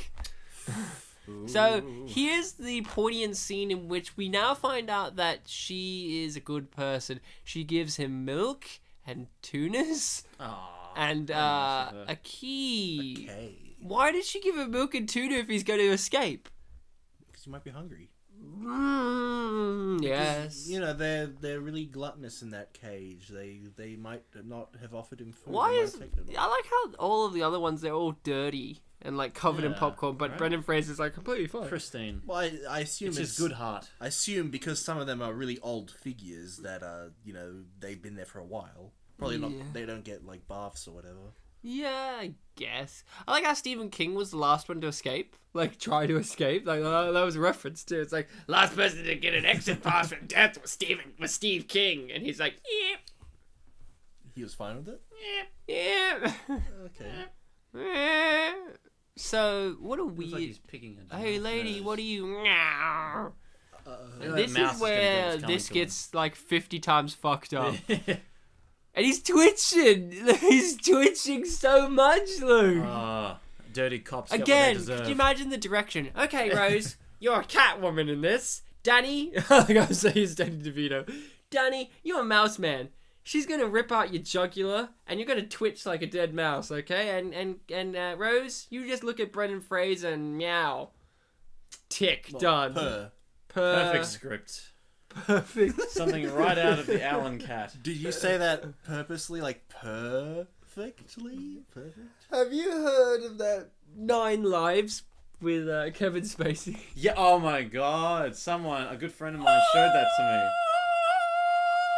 I'm just reacting to what the movie's doing. This is so weird because you Meanwhile. thought the gala's gonna take place at night, yeah? Like most galas do. Yeah. It's like during the middle of the day. Well, they were setting up there, but yeah, later on it's still maybe in the. day. It's like in the maybe middle of the late day. afternoon or early evening. Also, he made it to Deathland, land of death. We need to see if the town would try and stop him. No, well, I mean, just kind of They sudden. probably heard what happened to the guy. Well, now it's 8 months. What do you Oh, want? I see. It was a time skip. I like that it's a pug or whatever. Yeah. It's just like that. Yeah. So, With a mask, to be fair. Bartek, did you do any trivia for this? Yes, I googled Monkeybone's quiz and I found one, and it was a weird one. Go on. Do tell us a weird one for a weird movie. It had 10 questions, and most of the comedy came, as usual, from the answers. So, I already see something hey, that's happening you bastard! here. Go on. Guys, question number 1: who played head surgeon the movie Monkeybone? Was it, was it Chris Kattan? Was it B, Brendan Fraser? Was it C, Bob Odenkirk? Or was it D, Bob Odenkirk? Instead, I think it was Saul Goodman. It's Bob Odenkirk, but is it like there's not even a different spelling? Yeah, either. it's just the exact same. It's so. Could you be wrong if you chose the wrong one? Maybe, I Potentially, guess. yes. Question 2. Who played Hypnos the movie Monkeybone? Was it Chris Kattan, Brendan Fraser, how do you pronounce his name? Giancarlo Esposito? Giancarlo Esposito. Giancarlo. Or was it Giancarlo Esposito? That's a chicken one. That's very Oh, hard. Now, believe it or not, those are the only two that have like that kind of thing. okay, yeah. Alright. It really cut you down to which option it could be. So, question 3. What role did Bob Odenkirk play in the movie Monkeybone? Oh, well, which one could it be, Wow. Lou? Was it- Obviously, it's what- Saul Goodman, attorney at law. Was it Stu Miley? Was it head surgeon? Was it Hypnos? Or was it organ donor Stu? I thought you said Odenkirk. Oh, here he is. Here he is. Ah, yeah. Just yank it in there. Just grab it. That's how they work, right? He's not even got gloves on, does he? He has gloves that nearly came off. Can you Oh, see that? It's so God. good. This is where the movie really turned to a Yeah. comedy. Into a zombie. No, Also. into a. And here's the thing, Chris Kattan. Sorry to interrupt your trivia, but No, it's fine, it's fine. Chris Kattan naturally has a voice that is similar in accent to Brendan Fraser, so it was actually quite neat that they just used his voice. It sounds close enough to Brendan Fraser for you to think it's Brendan Fraser. Like, you never question, and that's not Brendan Fraser talking. Like, obviously it isn't because it's another body, but he sounds similar enough to him for you to be okay with it. It's kind of neat. I like it. It's good casting. Yeah. So, Bartek. Okay, this is where it gets weird. Oh, guys. good look. It gets weird. It gets weird. it's Luke. about fucking Not as time. weird as the guy taping up his cut open stomach and he has a broken. And their reaction is just, hey, get back on that table. Those are our organs. I like how they're all wearing red. They look like Inquisition people. Yeah, that's exactly right. So, Bartek. So the rest of these are fill in like the blanks questions. Oh, good. So the first one is John Bruno hyphen blank. So it's like asking you, who did John Bruno play? Look at him go. And they they also mentioned credited as man in the dungeon. So was he A? Troll in the dungeon. No, hold on. You gotta listen to this. Okay. Was it A, Stephen King, B, The Stand, C, The Dark Tower series, These are all Stephen King books. or D, Salem's Lot? Oh my god. Did he play an entire book? It's true. He was the Did setting. He was the characters. Did he play an entire book series? Maybe. Mr. Snyder. That's Could that be great. Now this one I don't even know the answer to. Good, Aldo. On the night when he was talking in a blank, Stu gets hit by a giant pipe and falls into a coma. Zach? On the night where he was talking in a blank, Stu gets hit by a giant pipe and falls into a coma. Okay, Ryan. Was it A, payphone, B, Verizon Wireless, C, clever boy. telephone booth, or D, United Kingdom? There was none of those. That didn't happen in the movie. He got into a coma because he fucking had a car crash. What is this? I know. He was not even talking on the phone. Exactly. Oh my god. Is that all of them? No, there are 4 more. Go on. Tell me. Alright. This one's a more like meta one about its reception. The There you film go. received very poor reviews from critics, receiving a 19% approval rate on blank. Was it A, Rotten Tomatoes, B, Toy Story, C, Los Angeles, Los Angeles what? or D, News Corporation? Oh my god. Did you know this movie got a 19% Los Angeles. rating on Toy Story? The most hard-hitting news network there is, Toy Story. Oh, fuck. Oh, no, wait. What does that even mean? Like, does it mean against Toy Story? It means Andy in brought Toy it home Story, one day. In Toy Story, there's a bit where it's like, oh, yeah, Monkeybone, 19% is the squeeze of us. I think it's good. What else?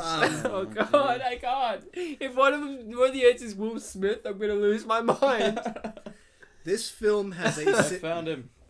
This one's kind of more normal. This Okay. film has a similar plot to Blank, directed by Tim Burton, who has produced Selick's 1993 film The Nightmare Before Christmas. God. Was it A, Batman Returns, B, Mars Attacks, C, Beetlejuice, or D, Batman 1989 film? Oh, what do I you don't think, know, Ryan? like Beetlejuice, I guess? Yeah, maybe, I don't know. Question 9. Oh no. Oh, wait, fun fact. He really does get naked in this. Oh yeah, that's Well, true. that's what I've been waiting for. Like, yeah, everyone wants to see Dave Foley's ass. this Foley's is so ass. great. Like, here's a question. So, it just causes mass hysteria and hallucinations, right? Not like nightmares. Like, they are nightmares, but Yeah. like, I thought it was like you go to sleep and you're having Yeah, he's tense still awake. nightmares He's or something, but hallucinating, he's isn't he? hallucinating. Yeah. So, Maybe he just got a really big dose. I or guess it still something? counts as a nightmare for the purposes of downtown. I guess. Because they see them. Yeah, or maybe he's just crazy. Well, he is for the rest of the movie, yeah. But maybe he was crazy all along. No. Get her. Clothes, they're evil. When toilets attack. I bet like this fat chick that just looks at his dick and she's like, yes. Yeah. Yeah, but she's like, Oh oh my my god, God. we've got a flasher. Isn't that Herb? Yeah, and then here he is, naked. The clothes have turned evil. So, what else, Bartek? You said the quizzes. The these have been great. 2 questions left. In Downtown, Monkeybone, voiced by Blank, is real. Wow, someone is impressed. What does that mean? So the question is asking who he's voiced by, but it's a fact that says that Monkeybone is real. Oh, which means the I answer don't is know therefore that. monkey I don't know bone. what that means, and I don't want to know. It means the answer is monkey bone. Well, and the answers are like... John Turturro. Yeah, the answer's John Turturro, but the other ones are Stanley Tucci, Spike Lee, and Martin Scorsese. Martin Scorsese. I can believe it. Can He you would, imagine Martin Scorsese in this movie? Oh yeah, go on. The last one is Shawnee Free Jones -blank. So who does she play in the movie? The answer is Lizzie Borden. She was one of the prisoners. oh, yes. The other answers are Elizabeth Montgomery, Oh. Boston, All of Boston? or New England. They're not just locations. this particular scene This reminds is me like- of Spider-Man 3 Could you when imagine Peter doing Parker is a dancing. Yeah, I didn't realize it reminds me of the Son of the Mask, where in it he has a musical sequence where he's the mask. That's right, yeah. That's why I brought up like if Monkeybone has kids, are they Monkeybone kids technically? Because Could be. spiritually, I don't know. Half and half, maybe. Like, in this movie also shows that figments can have dreams. Yeah. Does that mean your Did they- dreams can have dreams? I mean, Hold on, where hold does on, it hold on. end? Did the Figments have dreams in Downtown, or did they have I don't it think in they the did. human bodies? I don't think. Just in the humans, I imagine. But She's a brick. still, like, I guess the idea is that he's not a figment anymore, so he's an actual person. Because no one in like Look at Downtown that or Thanatisland have dreams, do they? I don't know. Looking at a pussy. Classy, Brendan. You probably found this the hardest part of the film. Yep, erection. Erection We already selection. saw an erection in this movie in the form of Monkeybone in a backpack. Oh, by the way, that quiz that I just Because read sex out, is evil. when you select your answers and click submit at the bottom, it just refreshes the page so you don't find out the answers. Because there are none. Yeah. Because there are none. Yeah. The person, what was in their brain when they wrote this quiz? And like, obviously they were watching Toy Story when they wrote the quiz. So like, I'll include They just let it. it I'll happen. include it as an answer. Yeah, like the most normal question on there that I didn't even read out then was like, what year was it made? Because it's like, oh, well, they're all... What year was it made? 1999, 2001, Toy Story. Like, what- Nah, they're all years within like 4. Stop Boston. that, man. You know what I love about Bob Odenkirk? He's barely aged. Yeah, He looks the exact same. So Oh, the dog that's miraculously ran all the way downtown. He What had to if he catch was a hit by a bus car? and he barely made it. Yeah, look at these fucking Well, idiots. dogs, they're very... Damn you, dead man. Damn you! I wrote that in my notes. Damn you, dead man! And then just here's my my favorite line man. is from Bob Odenkirk, where they're like, you need an invite to get in. I don't need no invite. We've got diplomas. was a What great does line. that even mean? Yeah. And they didn't even stop him. I love this. Like, invite only. We don't need invitations. We've got diplomas. Like, what? We're doctors. Let us in. And they don't. That's the best part. Yeah.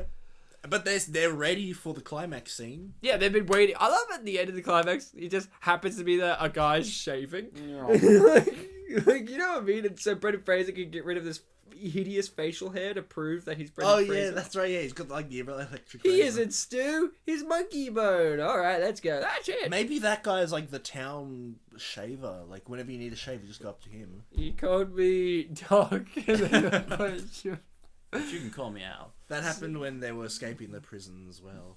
So, Luke, did you have a favorite moment in this movie? Yeah, it's probably when Bob Odenkirk was leaning out the side of the car window, screaming furiously. What about you, Bartek? Favorite moment? Oh, this one, it's hard to pick, but I mean, he throws his organs at children. it would. I think it Very would nice. have to be something to do with the surgeons at least. Yeah, Thinking they're of- clearly the best part. I just love when that kid's about to eat a burger of his like fucking liver or something, and he's like, "No, we can still save it. Probably it's already been scorched." It's because this movie is It's trying to make a salvageable. distinction between the real world and that whole downtown Thanatos land thing. And then all of a sudden in the real world you have these really bizarre characters that are just like one track mind. We legally own those organs, and even though a lot of crazier shit's going on, we're going to stick to the fact that we own those organs as the most They're important the only thing. characters in this movie that have a goal that Yeah. that they're sticking adherently to. Like Right. They have Monkeybone has a goal that he- priorities, I suppose. They're Yeah. really committed to the goal. they need to be committed. Yeah. Like, all these characters have a lot of priorities and they're trying to balance them. They just got the one. It's the fucking ring. I love Brendan Fraser when he's like, "What? You didn't want an old ring, did you?" He's just like, "All right, Monkeybone." So Chris Kattan has been in other great movies as well, such as Undercover Brother, where he plays the assistant to the man, and he's also in the TV show The Middle. He's a great comedic actor. He's very like.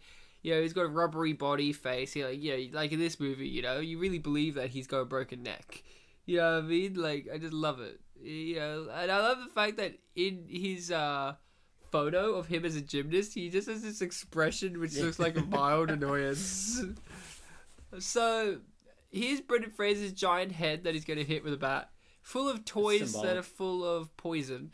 And they get warned before it's even broken that it's full of poison, and nothing happens. Like, you watch it. She walks up to this old man. I don't know why she chose him. She just goes, "Stop it. It's full of poison." He does nothing. On a level, he's my favorite character because it's realistic. If someone came up to me and said, "It's full of poison," look at him. We have something he's not been tampered with. And he just turns around and starts like, I don't know, like, oh. He doesn't even get up. Look at him. He doesn't care. He does a lot of talking, though. He says stuff. We He's just don't know what. probably Back in related the to that back. guy from The Dark Knight Rises. Oh, Fredericks. Yes. I think. Look at him! He's not getting up to do anything! He's just sitting there on his ass! It's because he hasn't seen the scene that explains the backpack. Yeah, no one has. Whoa. No one has. I was trying to make a figment. Oh. Ryan, stop being bored, alright? Jeez. We're almost done with the movie. I'm not bored. This movie's just making me sleepy because it's all about sleep. Because it's about hypnos. Yeah. He does really act like a monkey in this. Oh, wow. I've always thought Filthy Brendan expression. Fraser reminds me of a monkey. And this movie really reminds me. You know how certain people, you look at them and they remind you that you've evolved from apes? Yeah. Brendan Fraser's one of those. Definitely. He's got that... Him and Ben Stiller. I mean, you know. Take that, Ben. Who was originally going to be the voice of Monkeybone, but I'm couldn't kinda do it glad because they of went mystery. Turturro. I think... Was it in our Starsky and Hutch episode that like, we realized that? Run, monkey, I've always run. realized that he You've looks like a always monkey. realized it. Right. Ben Stiller always looks like a monkey to me. He's got the monkey gene. Yeah. If you know, I don't know, Luke, how is your phone? You're texting people while we do the episode. What's Don't happening worry, out I there? can multitask. Can I Well, read your messages out no. loud on the air? No, but Come if on. you're nice, I'll let you read out my weather report. No, let me read out your messages on No. air. Hey, pay attention, Ryan. Jeez. being like a secondary school teacher, like, it is so important why you share with the class. Yeah, so important. Let me share with the world. And here's Luke's text. Hey, Mum, how's things? Is it true that you're an android? Ryan said earlier in the episode that you I'll were. be sure to ask her that because it's pertinent. Does that mean I'm technically an android? Help. That explains all the... No, What Luke's if real you- message is probably to his girl. Oh! Is it that you're watching Monkeybone and you've got a Yeah. Monkeybone right now for That's her? right. What if you take his phone and read the message, but it's in Italian? Oh fuck! I can read Italian apparently. I just can't read Polish. So it's like, hey, something smiley face. Luke, come on, be a sport. I don't want to be a sport. I was never any good at sport. Okay, liar. I've seen Liar. Luke played. I've seen Luke play leapfrog, and that's not a sports game, but you know, imagine. So Bartek, how strong do you think the grip of Brendan Fraser and Chris Kattan is, and do you think it's strong enough to stay on a rope for this long? Well, I think with Brendan Fraser is that he's tied the rope around his waist because at one point he's not holding. The doctor. But here's something: Chris Kattan can do it because he's a gymnast, and for some reason, I guess in this world, Chris Kattan's character, actually Chris Kattan. Chris Kattan's character. I Oh mean, dear. Right. in this world, when Brendan Fraser enters his body, he gets the gymnast powers, I guess. Yeah. He's already established that. And I guess Monkeybone, since he's a monkey, he has monkey grip as well. I so don't it know. becomes like an amalgamation between two people's Oh talents. dear. Yeah. So if you know, it's like what happens if a serial killer was put into the mind Oh. of a surgeon? Would they have the serial killing powers of surgeons now? Like I don't know. Wait. Put in the body of Body a of surgeon, you a mean? surgeon. Yeah. Does that mean that they have medical expertise? That means they can fuck people up more with their serial killing? I mean, Yeah, I guess it'll be like in Terminator 2, how the T-1000 insisted on being a police officer. So not only did he like not really stand out to people, they could like But they trust had him a trust bit. him. Yeah. But he was also Terminator. oh, I thought you were going to talk about in Terminator 2 how the T-1000, even though Terminators are killing machines, he gains a personality by the end of the movie, which is cockiness. Do you remember that? Like at the end, Terminator 2, right? The T-1000 practically is a person by the end of it, while Arnold's still Arnold. Like he's learned still a bit. he's still the T-800. But the T-1000's gained a personality outside of being a killing machine. Like when she nearly explodes him off the ledge, he just like reforms and just goes tut tut tut, Oh, which yeah, is he and wags he gives the a finger. weird, and he gives a smile, which is so weird for Terminator to do. Like, we saw Arnold do it and it was unnatural. But it's like, by the end of Terminator 2, T-1000's killed enough people and done enough stuff that he's gained his own personality. It's kind of interesting. it's the extra 200 T's, man.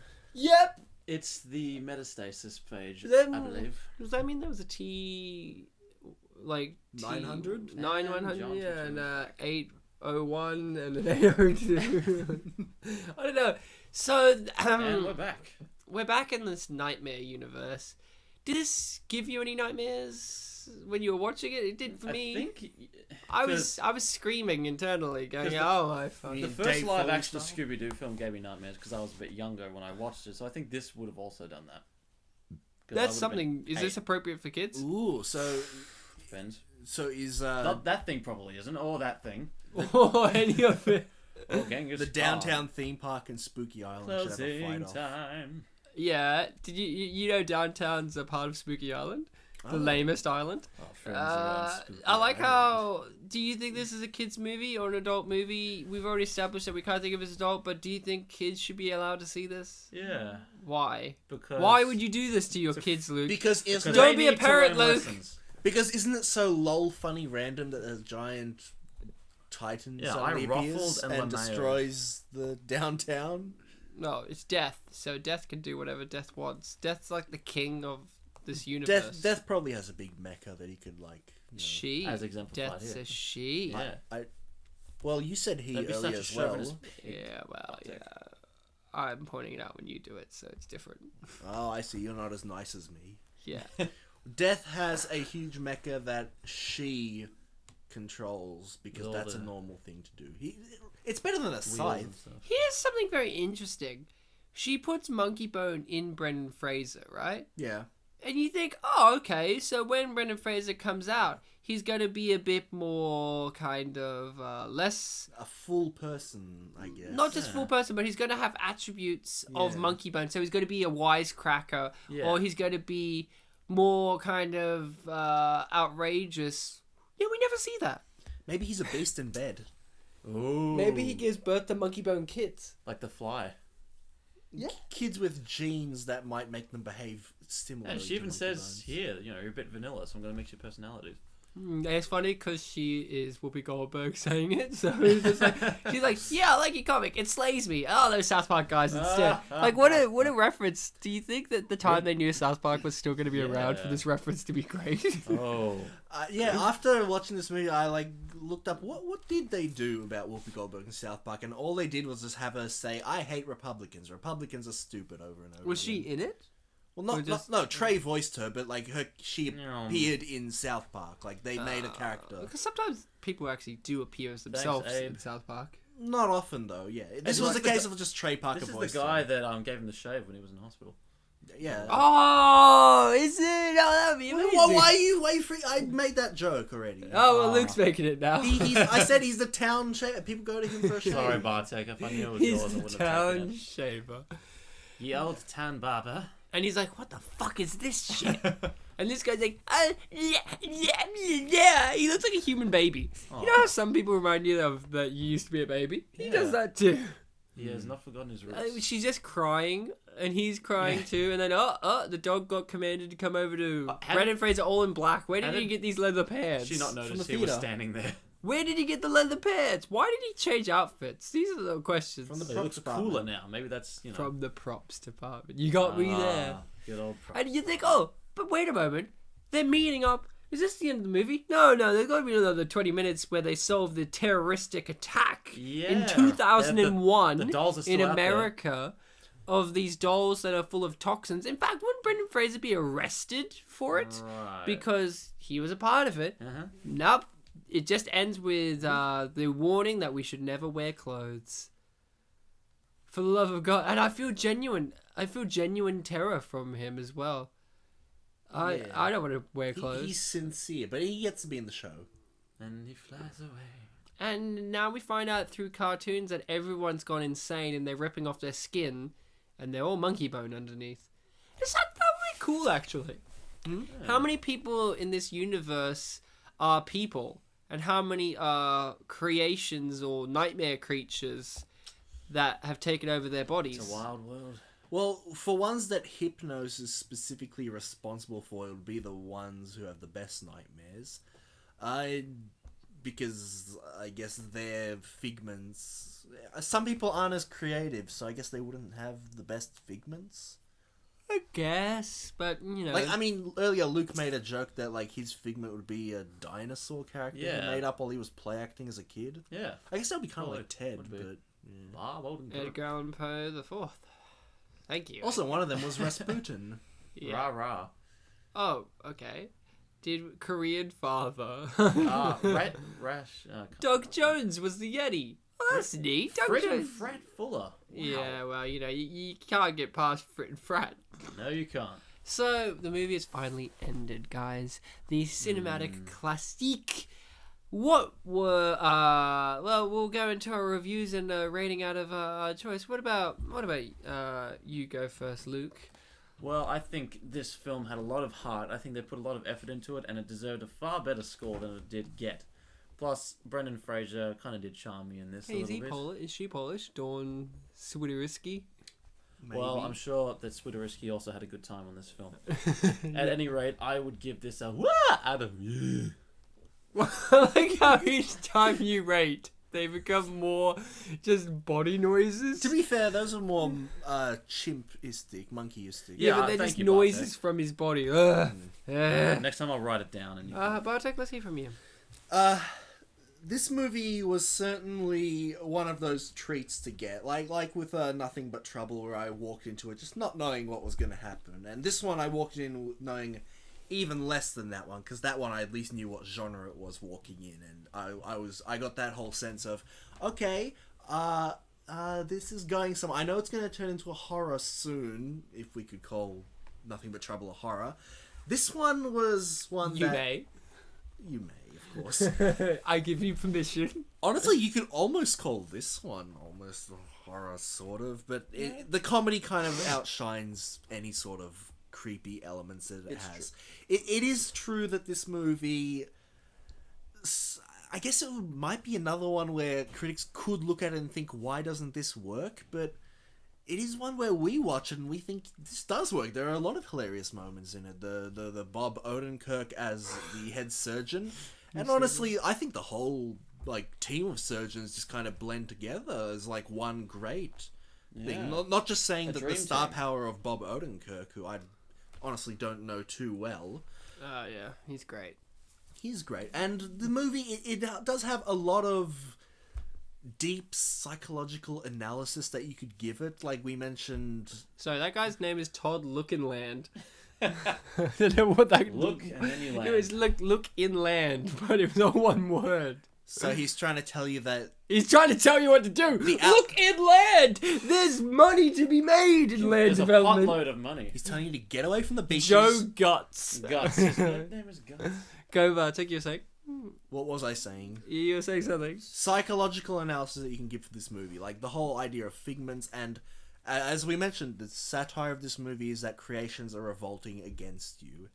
And also, monkeys are pretty funny, dude. It's true. It is true. If I have to give this movie a rating, I would have to give it a Mr. Funny Bones out of Harambe. Very good. Oh, okay.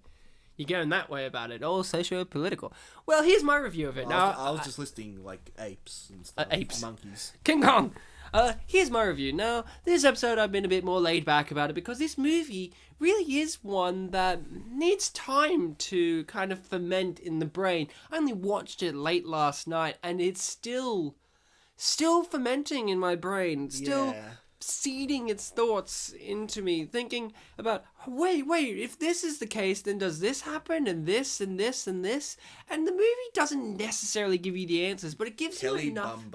It gives you enough to give you the possibility that, these are not silly questions. You know how in movies you could ask these kind of existential questions into anything, but this movie does give you that. It encourages thought, and I think that is the strength of this movie, in comparison to a lot of the movies that we've done. A lot of the other movies we've done on this show make you feel. This one makes you think. This is a think piece, and it's great to see Brendan Fraser stretch his acting abilities. He's an actor that I've always liked. I like The Mummy. I like Georgia Jungle. I love Blast from the Past. I think he's got a charisma about him, and it carries off through this movie, and it's interesting to see him play an asshole as well, being Monkeybone.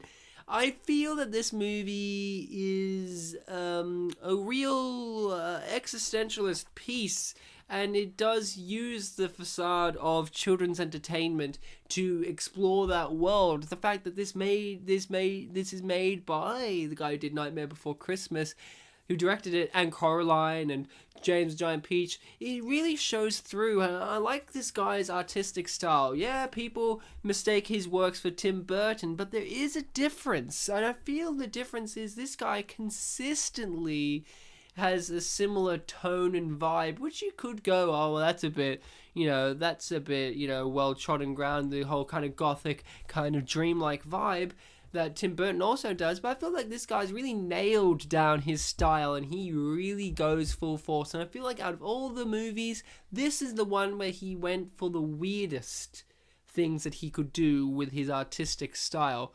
And I really commend the film on embracing the weird. If I had to give it a rating, it would be, two Dave Foley butt cheeks out of Dave Foley's butt cheeks. Yeah. Yeah, you feel good about that? So there are some reviews on IMDb. Now, this movie is very dividing of audiences. People who grew up with this movie or people who just know of it, they love it. Because this movie does have artistic merit. And there's people who just hate this movie because of its artistic merit. So it's quite hard to find reviews this time around that really match what we like to try and find on this. So, but because a lot of them were either, this movie's great because of this, and they describe all the reasons why it's great, and they describe the legitimate reasons, and then there's the ones that describe the legitimate reasons for it being bad. So I try and find ones that kind of have an in-between. So we've got quite a few here. So this first one came out in 2001, and it's a 9-star review. It's called A Beautiful Nightmare. Monkeybone is one of the most visually stimulating movies I've seen in quite a while. Its run in the theaters was too brief, which doesn't do a movie like this justice. The imagery was surreal and disturbing in a nice sort of way. It was interesting to see the strange, and I love this, they write designs, Denizeens.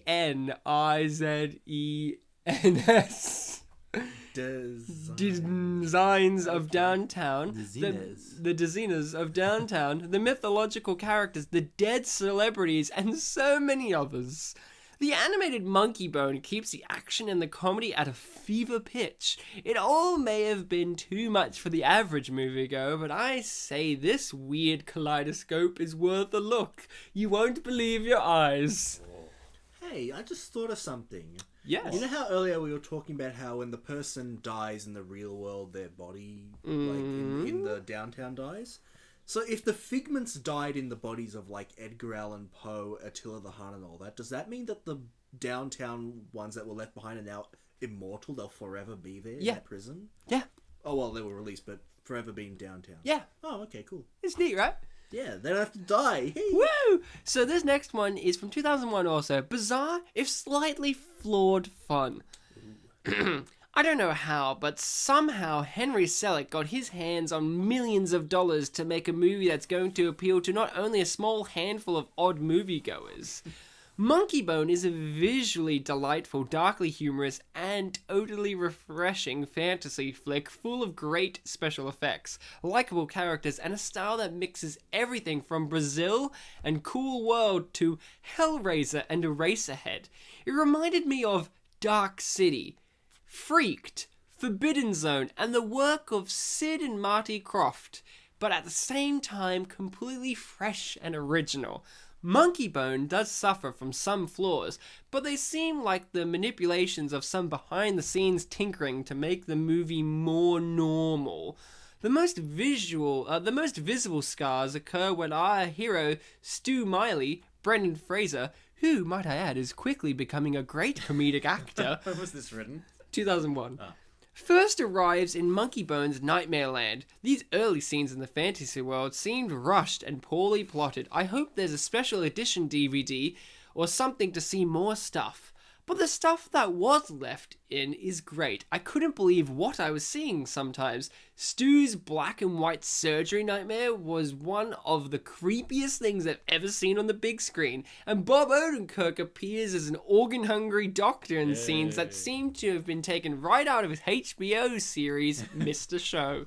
Chris Kattan is outstanding, providing some hilarious Reanimator-style hijinks as organ donor Stu. Dave Foley is also funny as Stu's manager, and Whoopi Goldberg is really good as Death, whose head explodes when she gets mad. But the real stars here are the fantasy characters who inhabit the Nightmare Town. Like in The Nightmare Before Christmas, the background characters are just as cool looking and diverse as the leads. It's a shame that more time isn't spent dwelling in this world or Death's land, and that most of the movie takes place in the real world. Anyway, see this movie while you can. It will probably be out of the theaters by the time I finish writing this. Oh, too late. And you guys still see this in theaters? No. I did not get. None of us got to see this in theaters. So the next one is a 9-star, guys. Another 9-star review from 2001. Now it's very important, 2001, because it's when it came out. So these reviews are fresh, but also in here I've included some negative ones as well. But this is another positive, 9 stars. A dark but very funny film from the director of Nightmare Before Christmas. Starting and ending with cartoons about the titular character Monkeybone, this is a hilarious and visually stunning film. It is not a film for children, so don't let the television adverts fool you into thinking that this is a delightful animated romp in the park for kids. The first cartoon sequence explains in graphic detail how the character of Monkeybone got his name, and it is not something that can be repeated in this forum. Ooh. Unfortunately, when I went to the matinee, the audience was primarily children. When Stu Miley, Smiley, get it, is tricked into staying in the Down Under, I come from the place where people in a coma go to provide nightmares for the denizens of Down Under. Is that word again? No, it's different this time. No, this one's actually denizens, like citizens or inhabitants. The film becomes much too frightening for children, but more visually elaborate and stimulating for the adults. The soundtrack starts out strong and only gets better. Brendan Fraser is wonderful as Stu, the comic book author who has a very dark side to him. Bridget Fonda is underutilized as as the Dr. Julie character, the sweet and good-natured girlfriend of Stu. Megan Mullally as Kimmy, Stu's sister, who wants to pull the plug on Stu, though it is never real clear why she wants to, essentially reprises her role as Karen from the television show Will and Grace, but she is always a delight to watch. Rose McGowan is a visual treat as Kitty, the lone citizen of Down Under, that is willing to assist Stu in returning to the real world. Whoopi Goldberg is fabulous as Death, just the right amount of sly wickedness that you would expect of an embodied Death. But Chris Kattan does a real star turn as the organ donor. His physical comedy and outrageous antics as a recently deceased gymnast are truly riotous, and quite different from the characters he has played in past films or currently plays on Saturday Night Live. It is worth seeing this film just for his performance alone. The plot is actually fairly complicated, and the graphics and visual style are brilliant and mind-blowing, but yet again, this is not a film for children. However, most adults that can see the possibility of the humor that might actually lie in Death will certainly get a kick out of it. This person was just all for the movie. Oh, yeah, but the next one wasn't. 1 star, Monkey Boner.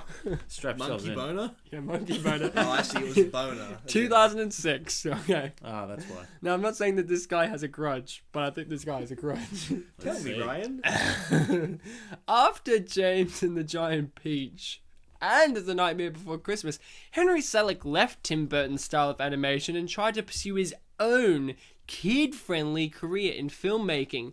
Boy, was that a mistake. Monkeybone is the worst piece of garbage ever put on film. The comic sucked. Don't read it. For God's sakes, don't ever read it. And the making a film with Brendan Fraser? Oh, Christ. You know there's going to be trouble. Well, the film surely is rude and crude, and I don't see how it's kid-friendly. The film really sucks. It doesn't deserve better, and a desperate company like 20th Century Fox